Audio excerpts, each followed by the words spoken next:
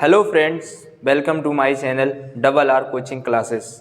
बहुत दिनों से क्लास जो है हो ही नहीं पा रही है। लगभग काफ़ी दिन हो गए हैं, क्लास ओपन ही नहीं हो पा रही है। चलिए खैर कोई बात नहीं, अब नया सत्र चालू है, नई सारी चीज़ें हैं। अब डेली कंटिन्यूसली क्लास आपको आएगी।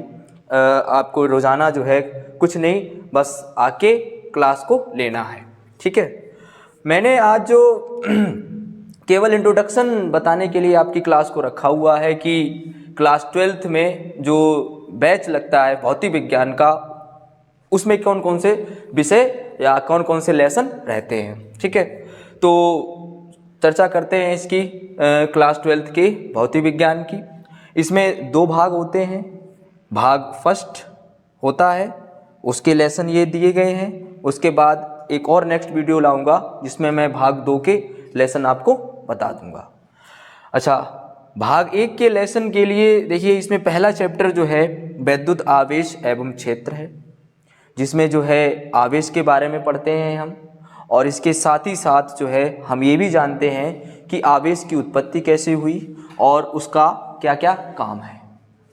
इम्पोर्टेंट है, लगभग हर साल ही बोर्ड इससे 2 या 3 नंबर का पूछ ही लेता है, नहीं तो न्यूमेरिकल या डेरिवेशन। उसके बाद सेकेंड चैप्टर है गॉस की प्रमेय। That is very important chapter. मैंने 2012 से और लगभग 2023 तक ये कंटिन्यूसली देखा है कि लेसन 2 गॉस की प्रमेय से हर साल अमूमन बोर्ड एक क्वेश्चन जरूर पूछता है। लास्ट ईयर के 2023 के बोर्ड में गॉस की प्रमेय पर आधारित सवाल आया था, एक न्यूमेरिकल आया था एंड एक डेरिवेशन आया था। तो इस तौर से मैं ये कहूँगा कि ये वाला चैप्टर तो तुम्हारा बहुत ही ज़्यादा इम्पोर्टेंट है बोर्ड की दृष्टि से। तो इसके ऊपर काफ़ी ढंग से हम फोकस करेंगे और इसके सारे ही डेरिवेशन जो है हम विधिवत और सरल भाषा में आपको समझाएंगे। लगभग इसमें 8 डेरिवेशन है चैप्टर में, और 8 डेरिवेशन देखा जाए तो है तो विशाल रूप में, लेकिन मैं आपको बहुत ही साधारण भाषा में इसको समझाऊंगा। तीसरा है वैद्युत विभव। वैद्युत विभव, चूँकि हम ये जानते हैं कि पहले विभव उत्पन्न हुआ, देन उसके बाद आवेश आया, क्योंकि जब तक विभव में अंतर नहीं होगा आवेश का प्रवाह संभव नहीं है। लेकिन पहले जो है हम आवेश पढ़ते हैं, देन उसके बाद क्या पढ़ेंगे, वैद्युत विभव, ठीक है।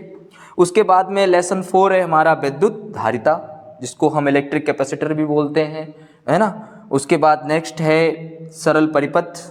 इस सरल परिपथ में हम ओम के नियम की चर्चा करते हैं, जो आपने हाई स्कूल में पढ़ा होगा। जब आपने हाई स्कूल में श्रेणी क्रम पढ़ा होगा, समांतर क्रम पढ़ा होगा, उसकी सारी चर्चा जो है इस सरल परिपथ में दी गई हुई है। उसके बाद वाला नेक्स्ट चैप्टर है किरचॉफ तथा उसके अनुप्रयोग, ठीक है। इसमें जो छूट जाता है उसका पूरा हुआ तुम्हारा जो है किस में पहुंचता है, किरचॉफ के नियम और उसके अनुप्रयोग में। तो देखा जाए ये वाला चैप्टर भी तुम्हारे लिए बहुत ही ज़्यादा कैसा होगा, इम्पोर्टेंट होगा। आगे इसी के साथ साथ जब हम चलते हैं तब विद्युत धारा के चुंबकीय प्रभाव की चर्चा करते हैं, जिसमें ये बताते हैं कि विद्युत धारा का चुंबकीय प्रभाव किस प्रकार से होगा। उसके साथ नेक्स्ट जब चलते हैं तब आएगा चुंबकीय क्षेत्र का चुंबकीय क्षेत्र व चुंबकीय द्विध्रुव, है ना। इसमें हम जो है मैग्नेटिक यानी जो चुंबक होती है उसके बारे में पढ़ते हैं, और चुंबक क्या क्या काम करती है उसके बारे में भी हम जानते हैं। उसके बाद में आगे आएंगे लेसन 9। तो लेसन 9 हमारा है वो वैद्युत चुंबकीय प्रेरण है। उसके बाद जो 10 नंबर का हमारा जो लेसन है उसको प्रत्यावर्ती धारा बोलते हैं, अल्टरनेटिव करंट इंग्लिश में इसको बोलते हैं। ये चैप्टर जो है भाग फर्स्ट में जो सबसे बड़ा जो चैप्टर है वो लेसन 10 है ना। ये चैप्टर इसलिए और ज़्यादा इम्पोर्टेंट है क्योंकि इसमें जो है हम जो है LCR जो संधि डायोड है उसके बारे में चर्चा करते हैं। अभी आपको खैर समझ में नहीं आएगा कि LCR है, उसके लिए आपको डेली कंटिन्यूसली चीज़ों को पढ़ना है।